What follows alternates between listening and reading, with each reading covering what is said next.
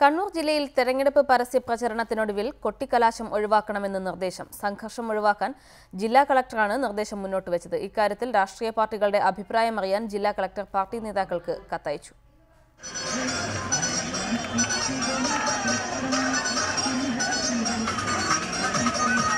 പരസ്യപ്രചാരണം അവസാനിക്കുന്ന 31 വൈകിട്ട് 3 മണിയോടെ ശബ്ദപ്രചാരണം അവസാനിപ്പിക്കണമെന്നാണ് കലക്ടറുടെ നിർദ്ദേശം. തുടർന്നുള്ള 2 മണിക്കൂറിൽ നിശബ്ദ പ്രചാരണമാവാം. വാഹനങ്ങളിൽ കൊടിയും തോരണവും തൂക്കി ടൗണുകളിൽ ശബ്ദകോലാഹലം തീർക്കുന്നതോടൊപ്പം സംഘർഷത്തിനും സാധ്യതയേറെയാണ്. ഇത് ഒഴിവാക്കി ശാന്തമായി പ്രചാരണം അവസാനിപ്പിക്കണമെന്നാണ് രാഷ്ട്രീയ പാർട്ടികളുടെ മുന്നിലേക്ക് ജില്ലാ കളക്ടർ വെച്ച നിർദ്ദേശം. അവസാന 2 മണിക്കൂർ പ്രധാനപ്പെട്ട ഒരു ഹൗസ് വിസിറ്റ് പോലെയുള്ള പരിപാടികൾ, ഒരു ക്വൈറ്റ് ആയിട്ടുള്ള മൗന പ്രചരണമൊക്കെ ചെയ്യാൻ വേണ്ടി ഞങ്ങൾ ആവശ്യപ്പെടുകയുണ്ടായി. ഐ തിങ്ക് എല്ലാവരും ഒരു പോസിറ്റീവായിട്ട് പ്രതികരിക്കുമായിട്ടുള്ള പ്രതീക്ഷയാണുള്ളത്.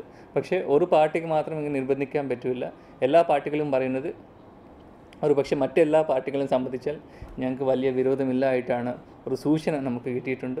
ഇതനുസരിച്ച് ജില്ലാ ഭരണകൂടത്തോട് സഹകരിക്കണമെന്നാവശ്യപ്പെട്ട് കലക്ടർ രാഷ്ട്രീയ പാർട്ടികൾക്ക് കത്തയച്ചു. എന്നാൽ തെരഞ്ഞെടുപ്പ് ചട്ടങ്ങൾ മറികടന്നുള്ള പരിഷ്കാരങ്ങളോടും പ്രവർത്തകരുടെ ആവേശം കെടുത്തുന്ന രീതികളോടും രാഷ്ട്രീയ പാർട്ടികളുടെ പ്രതികരണം വരാനിരിക്കുന്നതേയുള്ളൂ. അതേസമയം കഴിഞ്ഞ ലോക്സഭാ തെരഞ്ഞെടുപ്പിൽ കണ്ടതുപോലെ കണ്ണൂരിൽ കൊട്ടിക്കലാശത്തിന് നിയന്ത്രണം ഏർപ്പെടുത്താൻ പോലീസ് തീരുമാനിച്ചു കഴിഞ്ഞു. കണ്ണൂരിൽ നിന്നും കെ ശശീന്ദ്രൻ, റിപ്പോർട്ടർ.